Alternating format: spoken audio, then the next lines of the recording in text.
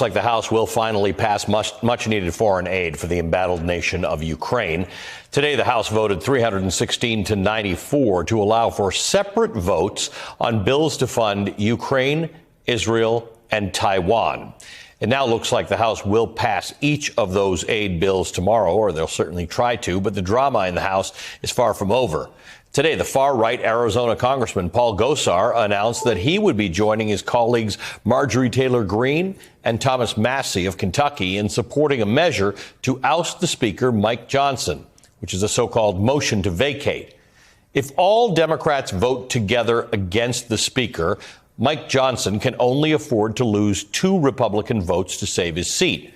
And Republican Congressman Mike Gallagher is expected to leave Congress sometime after this weekend's votes, after which the Speaker, Johnson, can only afford to lose a single vote. Despite that razor-thin margin, the Speaker is projecting confidence that he's going to stay in the job. Are you worried about your job?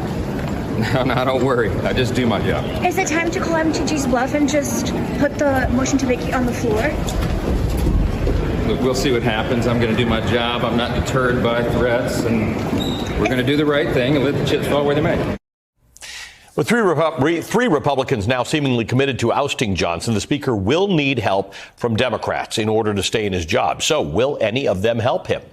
Today, the House Minority Leader Hakeem Jeffries kept reporters in suspense about what he and his caucus plan to do.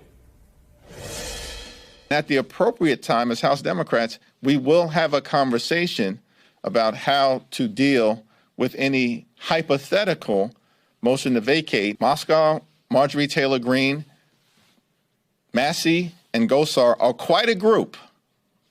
And I'm sure that will play some role in our conversation.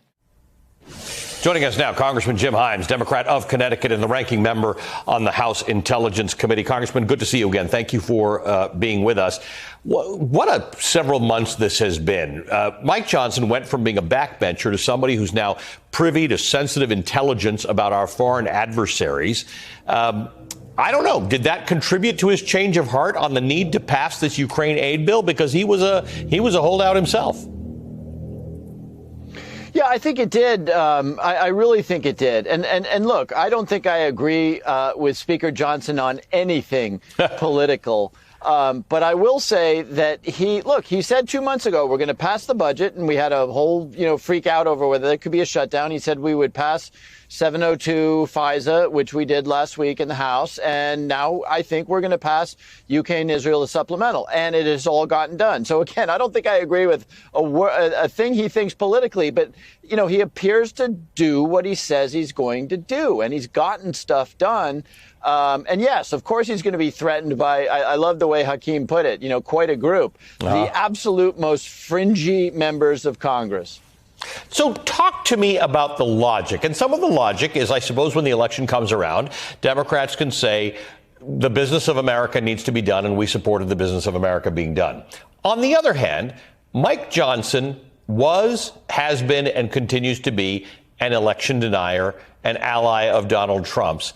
What's in it for Republicans to help him? You mean Democrats? I'm sorry. Yes. What's in it for Democrats? Thank you. Is for us to be. Yeah. And in fact, I think his problem is maybe more with Republicans than it is with Democrats. But the answer, Ali, is very, very clear, which is we demonstrated in the last Congress that we are the bipartisan party of getting stuff done. We got the bipartisan infrastructure law done after it was a joke for years and years. We got the Inflation Reduction Act, which, capped insulin at $35 a month for diabetics. I could go on about this. The PACT Act, which protected our veterans. We showed in the last Congress that almost everything we accomplished was bipartisan. And then in this Congress, imagine going into November and being able to say that the only reason in the last Congress anything got done, that a government shutdown was averted, that Ukraine aid was provided, et cetera, was because the Democrats were willing to work with a speaker who, just as you say, is ideologically everything that we do not believe in. But you asked a political question. What's in it for us is to demonstrate time and time again that we're about getting things done for the American people, not about partisan posturing or social media antics a la Marjorie Taylor Greene. Is there an abiding fear? Do you think about or worry about or care that if Mike Johnson disappears, someone less palatable shows up in his job? Well, what we know for sure, because we've seen this movie before when Kevin McCarthy was defenestrated, what we know for sure is that means a period of abject chaos. You know, it was 3 weeks in the case of Speaker McCarthy before Mike Johnson was finally voted in.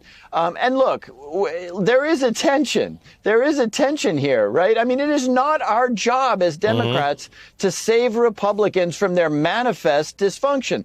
On the other hand, if you set aside our partisan interest, which I think we regularly do, we are about delivering. And so we delivered the rule today. More Democrats voted for a Republican rule. This is unheard of, Ali.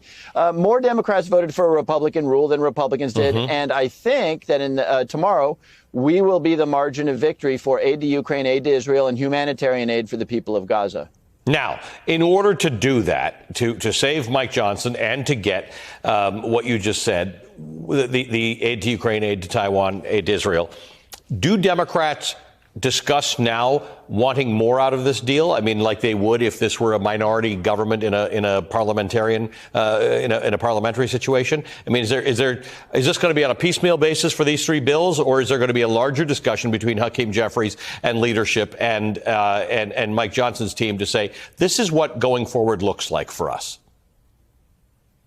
Yeah, I think that conversation is inevitable because tomorrow I think we will pass all of these bills with a supermajority, and that's a whole other conversation. Imagine a majoritarian body in a democracy held up by 3 or 4 fringe members, and then when the vote actually happens on Ukraine or Israel, you have a massive majority in support. But to your question, yes, there's very little doubt in my mind that after these things pass, Marjorie Taylor Greene or Paul Gosar or one of those guys is going to call for a motion to vacate. Now, we won't have to deal with it tomorrow. We'll deal with it when we come back. But yes, that's the moment when we say, when presumably Speaker Johnson goes to Hakeem Jeffries and say, hey, look, you know, who knows what's going to happen? I could be replaced with somebody you can't work with. We could have weeks and weeks and weeks of dysfunction. Let's talk about what the Democrats do to protect my job. That'll be fascinating. And you labeled it exactly what it would be. It would be a sort of a coalition government, which, by the way, will be appalling to a lot of members of the majority. But guess what, guys? You had a majority and you screwed it up. So, you know, I think there's a conversation to be had there. Obviously, it will be had by Hakeem Jeffries. And, you know, look, I'm a pragmatist. So if that results in us getting more things done on the other side of this Ukraine vote, you know, that's something we should absolutely consider.